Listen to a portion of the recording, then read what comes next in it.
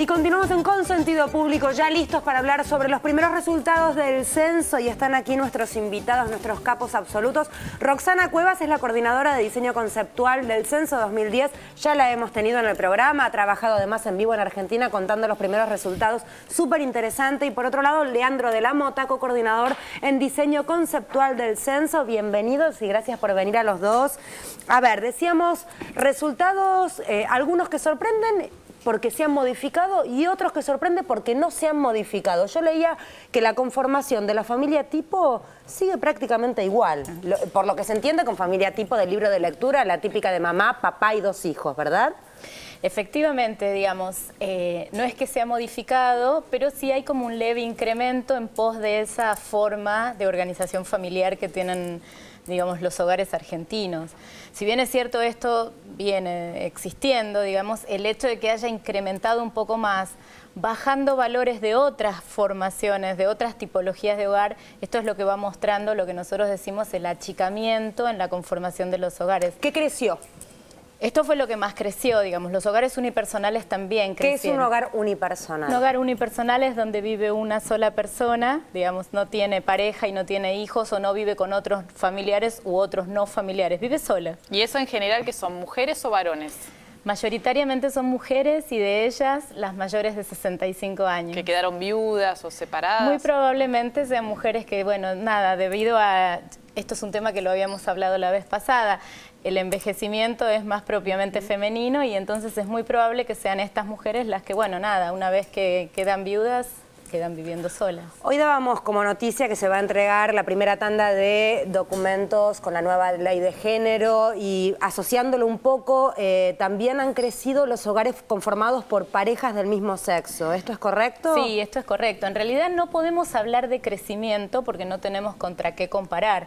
Lo que sí podemos contar es que este censo, además de tener otras cuestiones muy inclusivas que ha tenido, como la población indígena, afrodescendiente, población con discapacidad, también en esta oportunidad, a través de una herramienta metodológica, hemos tenido la oportunidad de contabilizar la declaración de la gente. Entonces, en el caso que el censista llegaba y encontraba un hogar donde el jefe y el cónyuge se declaraban con el mismo sexo, es lo que estamos difundiendo en esta oportunidad, que es el 0,33% de las parejas. 24.000 y pico, más o menos. 24.228 parejas. Aparece como conformados más entre mujeres, ¿no? Entre 2 mujeres más que familias entre 2 varones. ¿Esto porque lo manifiestan o realmente creen que es así? Probablemente haya algo con el tema de la declaración.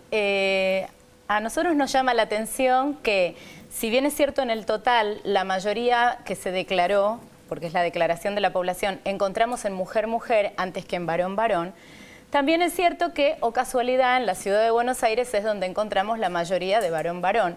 Y esto sin perder de vista el contexto de lo que implica la ciudad de Buenos Aires en términos de la vanguardia de los cambios culturales que van teniendo en nuestro país. Sabemos que la ciudad de Buenos Aires va siempre adelante del resto de los cambios, y además también sabemos que las provincias del interior son más tradicionales en términos de cuestiones de familia, religión, etcétera. Entonces, yo creo que tal vez algo de la declaración en el interior haya tenido que ver con que aparezca una mayoría de parejas de mujeres y que tengamos más presencia de varón-varón, hombre-hombre acá en la ciudad de Buenos Aires, ¿no? Y digo, estamos como dejando de lado un poco el modelo clásico de nuestros abuelos padres, ¿no? De que la familia eran papá, mamá, hijos, o un hijo.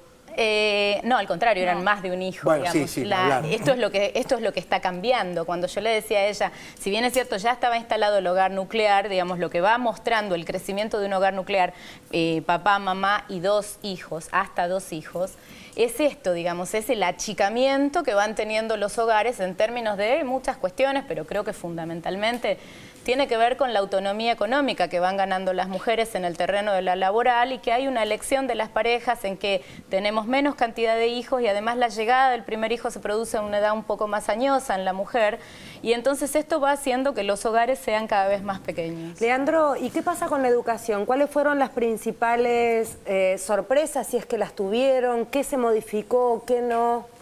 En esta oportunidad nosotros publicamos datos que tienen que ver con la asistencia presente y también la asistencia pasada a un establecimiento educativo. En cuanto a las tasas de asistencia, nosotros observamos que en todos los niveles de los distintos grupos etarios hubo crecimientos en la población de 3 y 4 años, en la población de 5 años. En concurrir al colegio. En Hay concurrir más al chicos colegio. que van al colegio que en el censo anterior. Exactamente. En los grupos de 3 y 4 y de 5 años se vieron crecimientos fuertes. En parte, trabajamos con distintas hipótesis. En el grupo de 3 y 4 años, en el 2001 estaban el 39% y ahora estamos al 55% de los chicos que asisten. Creemos que mayoritariamente se da porque los padres tienen mayores posibilidades laborales, entonces necesitan que sus hijos vayan a alguna guardería o algún establecimiento educativo. Con respecto a los chicos de 5 años, es fundamental la ley que estableció la enseñanza obligatoria a partir de los 5 años. Estamos en este momento en el 91% de los chicos de 5 años que concurren a un establecimiento educativo. ¿Es el más alto que ha tenido la Argentina? Sí, es el más alto que ha tenido en la Argentina. ¿Qué pasa con la primaria? Con la primaria, los chicos de 6 a 11 años, el crecimiento en términos numéricos no es tan fuerte, pero sí es un salto importante a nivel cualitativo. ¿Por qué? Estamos en el 99% de los chicos de 6 a 11 años que concurren a la escuela. Si bien no creció tanto con respecto a 2001, esa pequeña brecha es muy difícil de solucionar. De achicar, claro. Exactamente. ¿Por qué?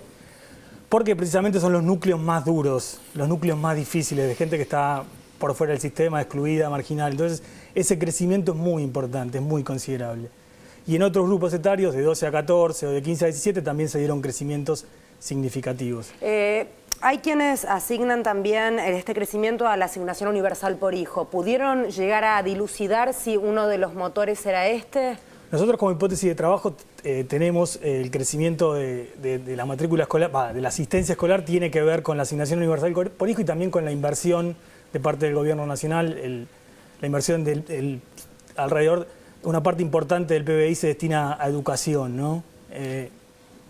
Y tenemos otro punto importante de la gente que asistió a un establecimiento educativo, que no asiste actualmente, pero que asistió, que los niveles de completud, tanto de primaria como de secundaria, crecieron con respecto a 2001. Eso es lo que yo pensaba, porque pensaba en función del futuro. Estos chicos que están hoy de 6 a 11 y hacen la secundaria, son los que en 20 años van a estar dirigiendo el país. O sea, y subió la tasa, quiere decir que llegan con un conocimiento mayor. Sí, exactamente. Por ejemplo, en primaria tenemos que alrededor del 70% de los chicos que asistieron a primaria la terminaron. Eso. Es un valor importante y en secundaria estamos hablando de alrededor del 60% de los chicos que concurren a secundaria la terminaron. Es alto en relación a lo que era antes. Es un crecimiento importante y las hipótesis son las que nosotros enunciamos recién, ¿no? La inversión del gobierno en términos de PBI en educación, la asignación universal por hijo y también los distintos planes como Conectar Igualdad, la entrega de netbooks, esos planes también suman a este crecimiento que se ve con respecto al 2001. Roxana, ¿qué pasa con las tendencias, no? Se está observando parejas que deciden no tener hijos también. ¿Eso lo ven como que a futuro se van a aparecer matrimonios que han decidido, como en Europa ya se está observando? ¿Así se lo vienen viendo? Yo te diría que no alcanza esta información para arribar a esa conclusión. Sí, uno puede ver esta tendencia entre los censos anteriores y el 2010, este achicamiento en la cantidad de las personas que conforman un hogar y una como predilección por la conformación de un hogar nuclear. Ahora bien, si las decisiones al interior del hogar, digamos, tienden a esto, me animaría a decirte que a partir de estos datos uno no puede arribar a esas conclusiones. Sí podría decirte desde lo que es el análisis de la transición demográfica, esta cosa que ya lo habíamos visto en la primera presentación, el achicamiento en la base de la pirámide, el ensanchamiento en la cúspide. Esto tiene como explicación la decisión de las parejas de ir teniendo cada vez menos hijos. Ahora, si vamos a llegar a las DINC, a las de doble ingreso sin hijos... ¿Qué es una DINC? Las DINCs, Double Income Without Kids, es Claro. una denominación que se usa en Inglaterra, digamos, son parejas que tienen dobles ingresos muy buenos y deciden no tener hijos. Okay. De ahí a esto, bueno, yo diría que necesita un análisis mucho más exhaustivo. ¿Cuántos habitantes tiene la ciudad de Buenos Aires? Ay, es un dato... Porque para mí es uno de los mayores misterios de la Argentina.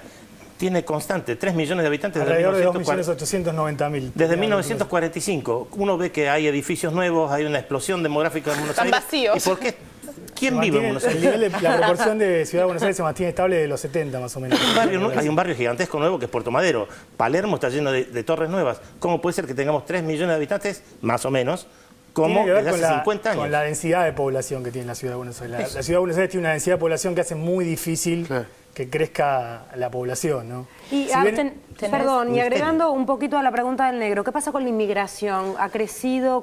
¿Han podido estudiar un poquito Sí, también? por primera vez desde 1945 ha crecido el nivel de migrantes en la Argentina. Había una tendencia de que siempre bajaba la proporción de población extranjera desde ese censo y en la actualidad con respecto al 2001 crecimos un crecimiento pequeño, del 4,2 al 4,5 ha crecido la cantidad de migrantes. ¿Qué pasa con los hogares que tienen jefatura mujer, ¿no? Mujeres que están como principal sueldo aportante o que tienen a cargo la familia. Han crecido los hogares con declaración de jefatura femenina, eso hemos encontrado una diferencia importante, digamos, entre el censo pasado. Y sabes que acá también hay algo que sí se observa a partir de los cuadros y del análisis que hemos visto, es que muchas veces se piensa en el sentido común que la mujer se declara jefa cuando no hay un varón en la casa. Muy por el contrario, los datos del censo empiezan a mostrar que en hogares nucleares donde hay una pareja completa, donde hay un núcleo completo, es decir, está el jefe y el cónyuge, a pesar de la presencia de un hombre dentro de la casa, ha incrementado muchísimo la declaración femenina. Bueno, también esto, ¿no? Lo que yo decía, el hecho de la autonomía económica hace que la mujer en muchos casos sea la principal aportante de ingresos, pero no solo por el aporte de ingresos, sino porque las pautas culturales empiezan a dar cuenta de que empieza a haber como una igualdad en términos de la declaración de quién se reconoce jefe o jefa. Yo quería aclarar una cosita que sí es importante para que se puedan entender mejor. El censo, cuando indaga sobre jefatura, nosotros no tenemos una definición conceptual baja que dice el que gana más plata, el que es el varón, el que toma las decisiones, el que es más viejo. La declaración de la jefatura se deja de común acuerdo cuando el censista entra al hogar y dice, bueno, necesito que alguno de ustedes me diga quién se declara como jefe o jefa. Entonces es bastante amplio, digamos. El que lleva los pantalones, ¿no? Ahí lo decide. Bueno, pero digamos, estamos visualizando que también las mujeres usan pantalones. En ese sentido, para parafrasear, digamos, la figura simbólica del hombre. Digo, en este sentido, las mujeres van ganando terreno en términos de la autonomía económica, de decisiones, ¿no? De la familia. Yo tengo una curiosidad y es ¿qué datos relevantes o qué cosas dieron el censo a los originarios? Que por primera vez la Argentina se toma en serio el número, saber cuántos son, en qué comunidades. ¿Se sabe algo de eso? Por ahora lo que sabemos del censo es que el censo nos ha arrojado 149.000 y pico, casi 150.000 personas que descendientes o que se reconocen a pueblos indígenas. El dato sobre el pueblo al que pertenece lo estamos por difundir en breve. Ahí vamos a dar cuenta de cuál es la mayor comunidad o el pueblo. Una primicia. Lo que sí es que notamos es que ha habido un incremento de la población indígena que se ha declarado entre el censo pasado y entre la encuesta complementaria de pueblos indígenas que hizo el INDEC en el año 2004. Ha habido un incremento, ¿no? Y bueno, la verdad es que sí, es muy bueno. Tenemos las 3 provincias con mayor proporción de personas pertenecientes a un pueblo indígena. Las tenemos a Jujuy, Neuquén y Chubut, entre un ranking de provincias. Formosa, ¿no? Sí, Formosa también está, digamos, yo nombré las 3 primeras, pero digo, se puede ver claramente cuáles son las provincias. Jujuy, Por lo Neuquén, tanto, Chubut. si dijo Neuquén y Chubut, hablo que hay muchos mapuche. Leandro, ¿querías agregar algo, me pareció, o está todo prolijito y correcto? No, de afrodescendientes también se indagó en esta oportunidad Eso, la sí. temática de afrodescendientes, que los afrodescendientes son alrededor de 150.000 personas. Indígenas teníamos alrededor de 1 millón, afrodescendientes 150.000 y constituyen el 0,5 a nivel de población. Me llamó la atención el dato que el 92% de la población afrodescendiente censada había nacido en nuestro país. Nació en nuestro país, son exactamente. afroargentinos. Eran el 50% Chicos, en el concepto 1810. Interesantísimo, por supuesto que vamos a seguir recibiéndolos porque es muchísimo el material a estudiar, es muchísimo el material a evaluar seriamente además, así que por eso también se va desglosando y se van arrojando los primeros resultados de esta manera. Un placer haberlos tenido. Bueno. ¿Algo que quieran destacar que haya quedado? ¿Dijimos todo?